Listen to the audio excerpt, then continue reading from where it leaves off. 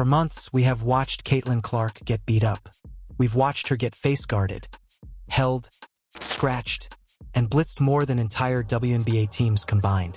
And for months, the old guard of the WNBA has told us, "Welcome to the league, rookie. This is just how we play. Toughen up." But what happens when the greatest shooter in the history of the sport, Steph Curry, comes out and says that kind of defense isn't toughness? It's actually not real basketball. And even better, what happens when Caitlin Clark finally breaks her silence and uses Steph's words to send a message to the entire WNBA? We just got the most subtle yet explosive call out from Caitlin Clark we've seen yet. Caitlin Clark's been pretty active on social media lately, but I'm not going to make a video every time she comments on somebody's post. She did say something interesting, that too much contact is allowed on the perimeter, and that's a thing across the WNBA, and it became a theme. Even to the point where I remember there was a broadcast where Rebecca Lobo pointed out, like, there's a foul, and there's a foul, and there's a foul, like Oprah giving away cars. And it proves she knows exactly what is happening to her. The league needs to wake up, because if they don't fix this, they are stifling the greatest asset they have ever had.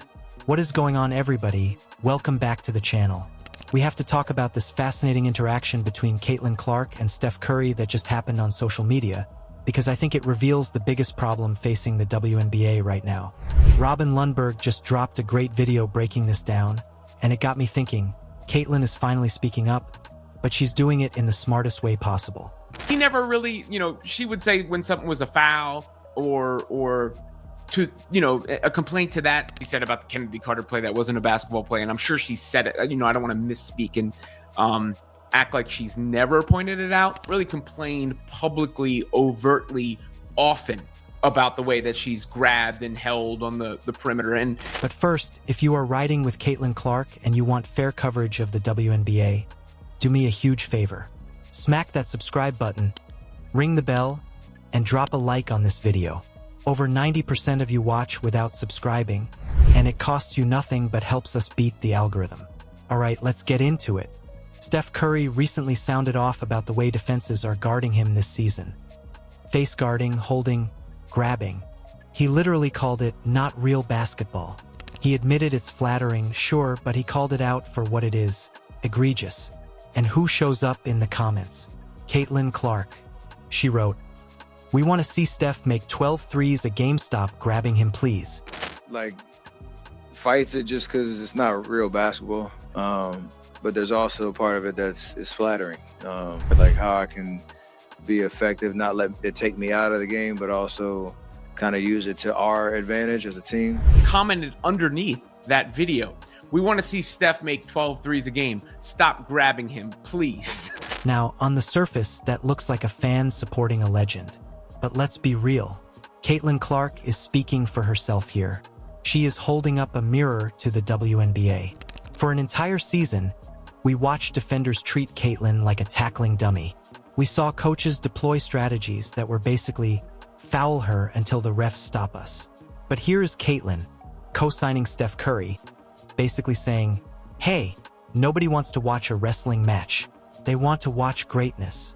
If Steph Curry, an NBA champion and MVP, says that being grabbed and held takes away from the game, why are we accepting it in the WNBA? Why are we letting role players maul a generational talent and calling it good defense? It's not defense, it's obstruction. And Caitlin just politely told the world she's tired of it. Right? Like, you want Caitlin Clark to shine and star and all those things. So you would want to alleviate WNBA on the perimeter. But it almost felt like Caitlin Clark was speaking for herself in a sense by saying that about Steph. Evolves in the WNBA now that it's a pain point, and it just felt like a way for Caitlin Clark to make her point. And this brings us to the reality of just how good Caitlin Clark is. If you are promoting the WNBA, you should want Caitlin Clark to go off. You should want to see her hit 12 threes a game, despite being blitzed at a rate we have never seen. Literally double-teamed from the moment she steps off the bus. Caitlin Clark still shattered assist records. She still dropped triple-doubles. She still finished top of the league in scoring creation. Imagine what she would look like if the referees actually called the holding fouls. We aren't asking for special treatment. We are asking for the rules to be enforced so that skill can shine over brute force. Caitlin Clark has the range, the vision, and the IQ to revolutionize this game. We see flashes of it every night, but we are being robbed of her full potential because the league is too stubborn to clean up the game. And just to prove how massive her influence really is, we have to talk about the dog story. Elijah Sarrett, a star receiver for Indiana football, revealed he named his dog Caitlin Clark, not Caitlin. He named the dog the full government name, Caitlin Clark. Caitlin sees this, reposts it, and says both are welcome courtside this year. First off, that's hilarious.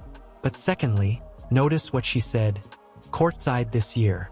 There is a lot of anxiety right now about the WNBA lockout and the CBA negotiations.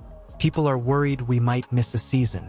But when Caitlin Clark speaks, people listen. If she is confident there will be a season, I'm confident there will be a season. Why? Because she is the leverage. Caitlin Clark is the driving force behind the money. She is the reason the players have the power to demand higher salaries, charter flights, and better benefits. She doesn't speak for everyone, but her voice carries the most weight. When she says, "See you courtside," that tells me she is ready to get a deal done. She knows her value.